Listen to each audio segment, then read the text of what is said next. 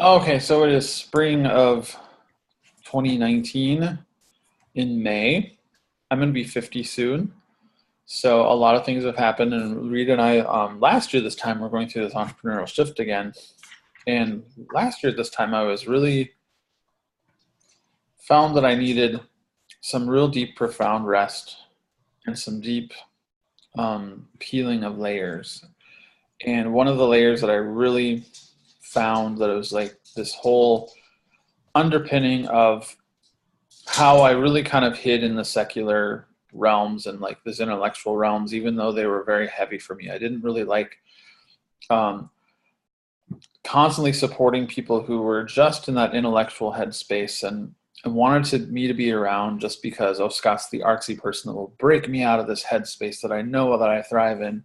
And so I felt a little bit like a little used tool at times when people would use me like, oh, Scott's the artist. He'll come and help me out, and then I can just go back and live my life the way I always have, from this intellectual headspace. And but Scott breaks me out of it, and so sometimes I felt a little used by that, and so I kind of started moving into this direction of not necessarily calling myself a coach, but starting to call myself and play with terms like spiritual direction, like soul friend, um, Celtic spiritual advisor. So I started playing with those terms and I got out of that whole coach realm, even though a lot of the things that I was doing was similar, but I wanted to really just sort of give myself some distinction that wasn't so safe and secular, that also felt that there was like a home, that I was actually doing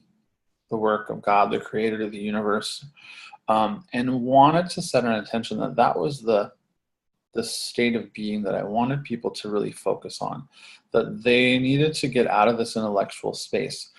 And by me being in this title and shedding this title already, they could be in that space where they weren't so encumbered by thoughts that were just other creations like inner critics or inner wise self, and or they could play with things if they wanted to personify with like elves and gnomes and things like that. So that was a little more imaginative. But I really stayed in that imaginal space, that spiritual space, that God space, that universe space with what I did, with the titles I had. I also put a little more structure into my coaching stuff. And I also did more of a questionnaire about spirituality and about, spiritual groundedness and where their beliefs came from. And I really made sure that people knew that I came from a place of very much of the universe is here, or God, or whomever is here to support us. And we're going to tap into something completely subconscious and superconscious, supernatural and natural, to help us along.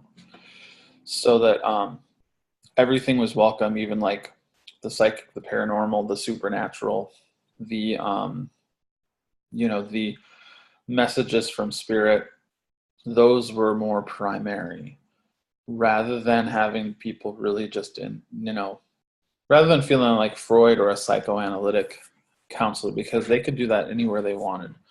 So I got bold about that, and it felt good. And I started seeing more people that it wasn't so draining and so heavy when I got more bold about really letting people know that I was comfortable in my realm, exposing myself, that I was a little more of a into like the Celtic Christian mysticism, the Christ energy, even if it was more energetic, the wisdom that was universal through all these themes, and that I was so willing to walk between the worlds, between the Celtic pagan traditions and the Christian traditions, that I was all willing to walk through between those worlds too, so that everyone was welcome. Talking about angels and spirits and principalities and Bridget and these other archetypes and angels and um, symbols from the Celtic space that I could identify with as well. So that brought in a whole different realm of existence with my quote coaching or my spiritual direction. And so it felt more comfortable. And I've realized that I even feel comfortable walking into churches, Catholic churches, Presbyterian churches, Unitarian churches, and that actually I feel a little more welcomed in those spaces where they actually let spirit come in, where they let God come in, where they let, where those realms, and even if it's like a little bit of a psychic or supernatural realm, people start recognizing that we all have gifts from God, and our dreams come from God, our dreams come from the universe, and so even prophecy and things like that. So I got more comfortable in this uncomfortable space for a lot of people, and that really has made a lot of difference. So that has been a great change and a great shift. And I do know that people started to like think of me again briefly. It wasn't very long, but briefly people started thinking again about that Scott who like rebirthed himself as Christian back when, earlier on, and then he kind of came back. And so I had to like convince some people that I was still kind of in the same realms, with the same openness, that this was just a new integration. Once they understood that this was just a new integration, they weren't so afraid, or they weren't so afraid that I was going to, start judging them or start spouting, scriptures that might trigger them in the past, or so basically it was just the same kind of thing, that whole idea in the Celtic sphere of the soul friend, of belonging first and then speaking about faith, but also just I kind of did come forward a little more and just sort of say, I'm a safe person to talk about these things with. So just so you know, we can have whatever conversation you want is comfortable, but if you want to hire me for this or hire me for a coaching kind of thing, this is my direction. And this is what I kind of feel I am a lot more. So it was, but yet I kept them in that belonging space. That was the biggest I think it was probably the biggest space they had to sort of sit in first, was to know that I was like more of I let them belong, and then I could sort of like help them with like a spiritual discernment. And it was started becoming okay for them to like actually recognize their spiritual parts of themselves, those parts of themselves that were outside of themselves, consciousness, rather than in this like solely quantum scientific quantifiable achievement, coaching, psychoanalytic, intellectualized space. We worked with dreams, we worked with like just messages, crossed all boundaries. It was great. It's sort of a lot more expansive to me. And so for the past year, and I know I'm still developing with this, it's really helped me clarify the space that I want to sit in, and the space that feels very comfortable for me. And I know that's not for everyone, but I know it's for the people who need that, and for the people like me who have those insights, gifts, talents, perceptions.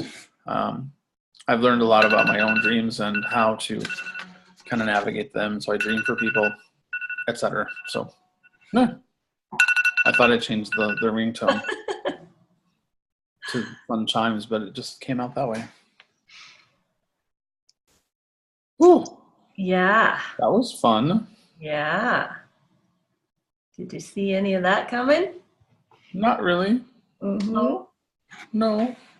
Maybe like an hour ago when I sat down and started writing the heavy stuff, but that's about it. Mm-hmm. Yeah.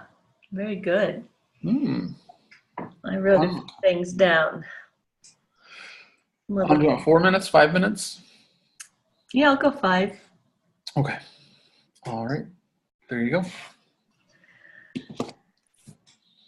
So a year ago, I was watching I was watching you, Scott, really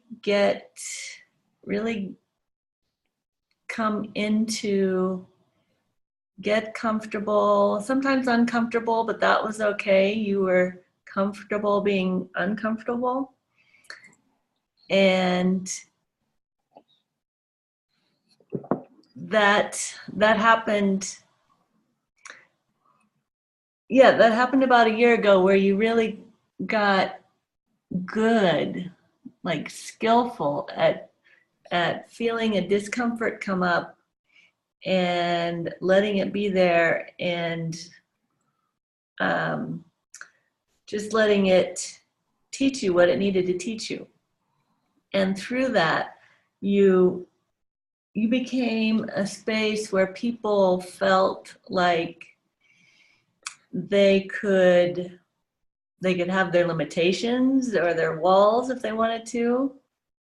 And they also understood that you weren't going to honor their walls, as in, they knew that you were only going to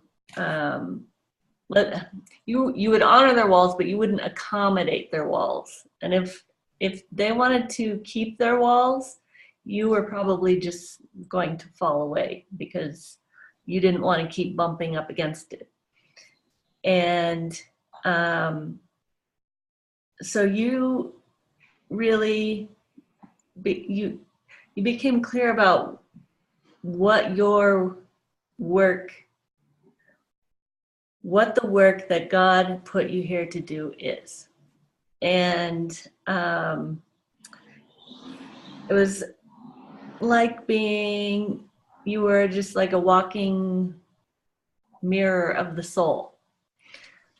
And that felt really kind of scary to some people. Like, I don't want you to see what's really in here. I want you to see what I've constructed for everyone to see.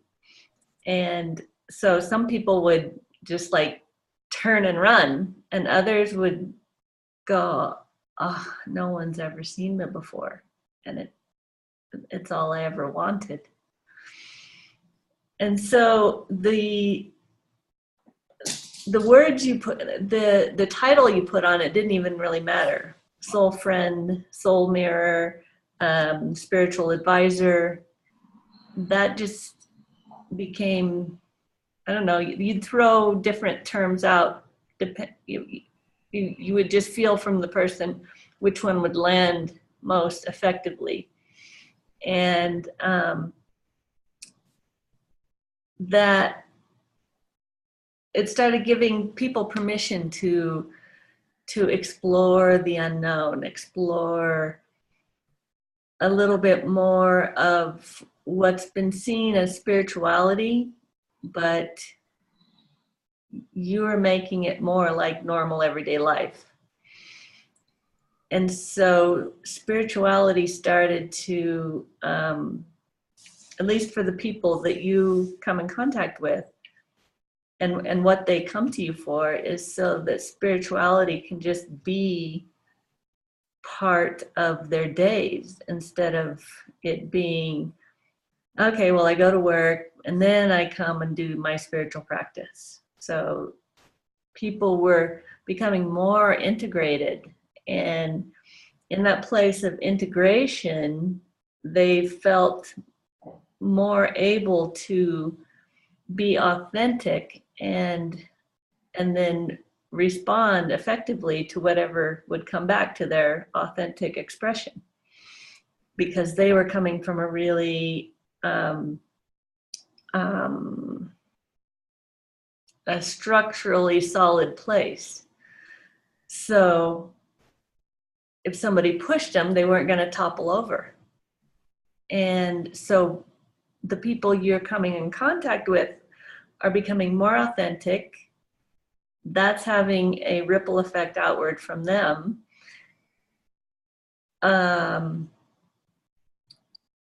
You are feeling, of course, in doing this work, you are feeling it as well. So you're feeling more solid and structurally on several levels: physical, spiritual, soul, universal. You're feeling structurally sound. Thank you. Structurally sound. Yeah. Like that.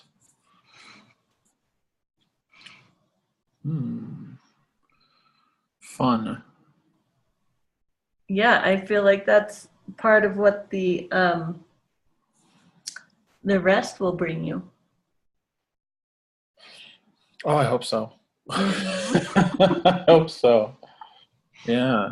I like that idea of like structurally sound, the whole idea of just being Well designed. well designed, but yet it's a resilience in the structure. Mm-hmm. It's like you said, it wouldn't topple over. Yeah.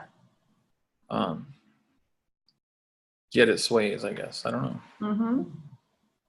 Nice. Wow. Right, and that would be simply just being how God designed you to be. And figuring that out. Well, Or not, or just yeah, doing or it. not. That's, yeah. Fun. I'm gonna have to watch this one again Mm-hmm. soon today. Yeah. All right. Are you ready?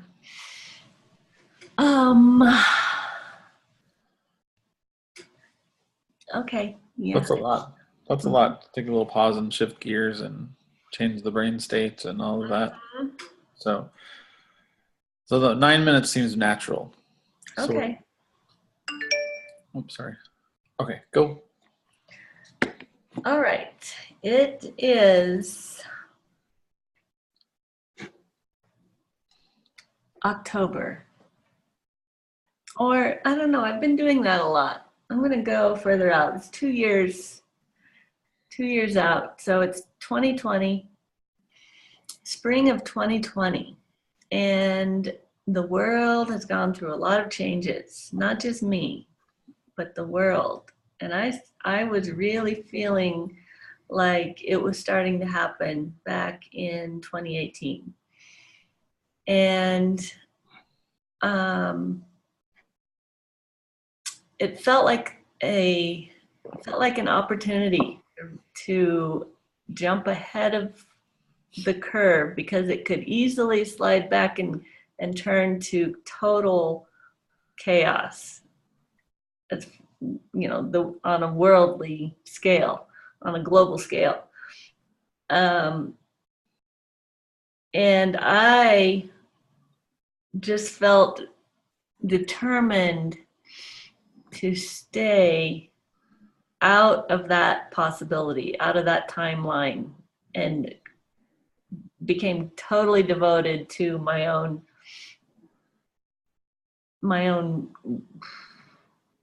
destiny, regardless of what the world was going to do. And that was a freeing thing. It gave me permission to really really decide whether or not I was going to straddle two worlds of the establishment art world and the circle world, the soul world, or if I was really going to go fully into the soul and what that even might look like. So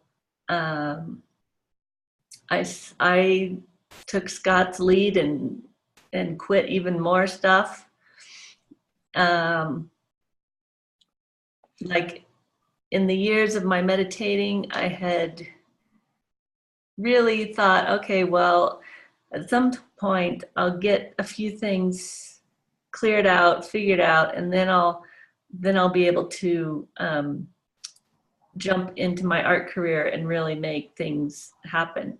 Well, that went away in 2018. And since then, I have only gone towards soul-driven activities. And it started really becoming apparent in the spring and summer of 2018. Immediately in my body, I would feel when something was the old way or the new way. And I just couldn't tolerate that section of me being tugged back out of my integrated solid self, or my structurally sound self, because I don't really feel solid anymore. I'm in this physical body, but I feel more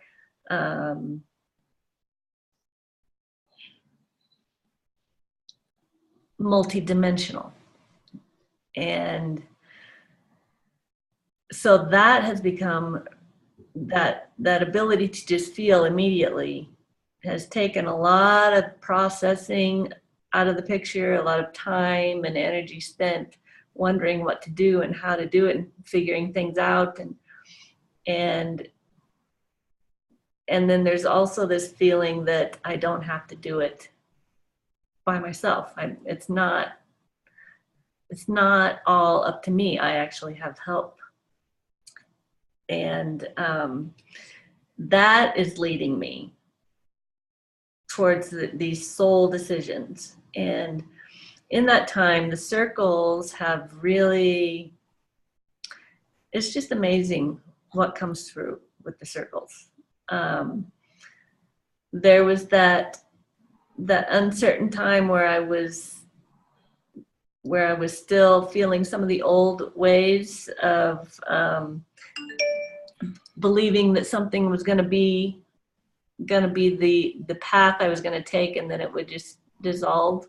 But I really started trusting the circles, and when I started fully trusting them, other people had permission to fully trust. First of all, having one done for themselves, and then trusting what came through once they had their circle. And it just became as simple and easy as talking about a grocery list or something like that. It just became clear to everyone that this is how it is. And there was, and it was powerful yet humble, and that's what they remain. And I started watching people. I saw more and more profile pictures on social media come up as circles, and that was so cool. It was like a little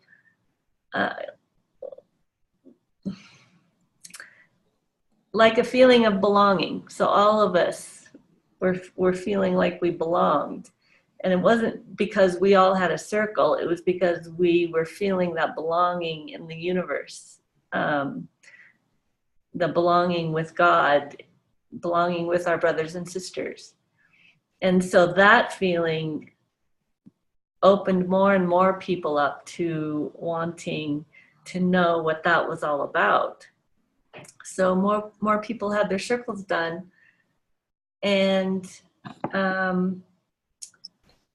it's just come to be just like planting a garden or cleaning a house.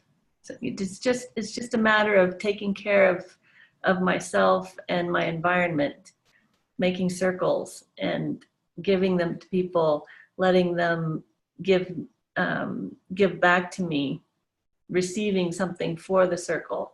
That's just become a natural state. And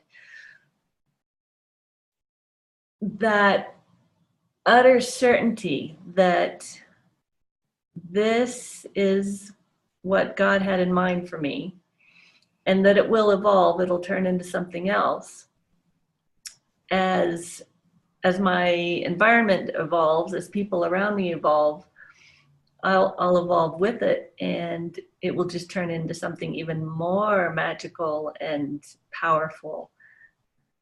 And the things that have come from that, they aren't about being successful. They're just about living from soul. And that's what the primary purpose of all of it is. And that's what people are feeling. And it feels so good to just be in a world that has more of that. And I think back even just 2 years ago, how afraid and worried people were. I was becoming just really aware sometimes of the amount of terror that other people had, and realizing, oh, I don't even have that. So that's okay. Yeah, that's my Wow. Kylego. Wow. Oh. Okay, I'm gonna supercharge while I have everything on my Okay. head. All right. Okay. So it's 2020, and the world has changed and it's shifted, but yet it's a lot of the same. A lot of people still living in fear. A lot of people still relying on politics as the new religion. A lot of folks still, polarized. Even more so, we've had a lot more go on now that it's 2020, and also just things with the earth. And so Rita has been a prime example of what we do when we just really decide that we have to clear the energy and walk out for ourselves, not just for ourselves, but for what is true spiritually for us. We have to we know that there is a better way. And so Rita is a prime example and a model for just courageously stepping out and knowing that there is a better way of living through spirit and living through love, through these changing, crazy, radical times. We always have this utopia feeling that 2020 was supposed to bring us wonderful peace and love and all this stuff, and in some ways it has. In some ways it also creates the opposite. But Rita has been a prime example to show others what it's like to just step out authentically in love and in service, and just in service to her own spiritual groundedness with almost everything that she does. So her circles have taken off, and it's almost, people wonder how it isn't a burden for her, but it's not a burden for her because she's created hundreds and hundreds of these circles. They've not only helped her fund her life, but they've actually spurred some nonprofit activity. They've also spurred some great work with people who are suffering from trauma, to help them unlock some things and to move through their trauma, to move through spirit and soul. As she gives them as she lets them be with groups of people. Social media, it's kind of fun. We have groups in social media where people use their circles inside of our social media groups. And so it's kind of like we see our souls. We see the other person's soul right in front of us, not just who they are in their avatar, their picture, and their face of what they show the world, the external. But people are willing to kind of talk about that. This is my reflection of my soul. And so this is kind of a movement that started along. And Rita is showing this as a prime example. New way for artists to be, where they just create from source and allow those pieces of heaven to come through. And those pieces from this deep, yet profound, yet out there, that in here, spirit to just flow through. And that's what the circles are for Rita. They have been ever since she started doing the circles. And, she's applied these to so many things. She has kids do crayon circles. She has a huge palette knife circle that she's created. They've done so many different things. There's a card deck with her circles on it. There are people like to put them on t-shirts and mugs and things like that, just to really show that, yeah, there is a spiritual grounding in myself, that part of me is here. And I want these reminders of me looking back at me to remind me every day that this is a part of myself. This is the real me. And that's what Rita has really shown people, that use this as a reflection of who you really are. Use this as a reflection to really, to not be afraid to look inside the soul and to create those spaces so that other people can look inside their souls, so that other people can see the real soul that you are. So that was quick. It was. I was thinking the same thing. I was kind of on a roll. Yeah. Oh.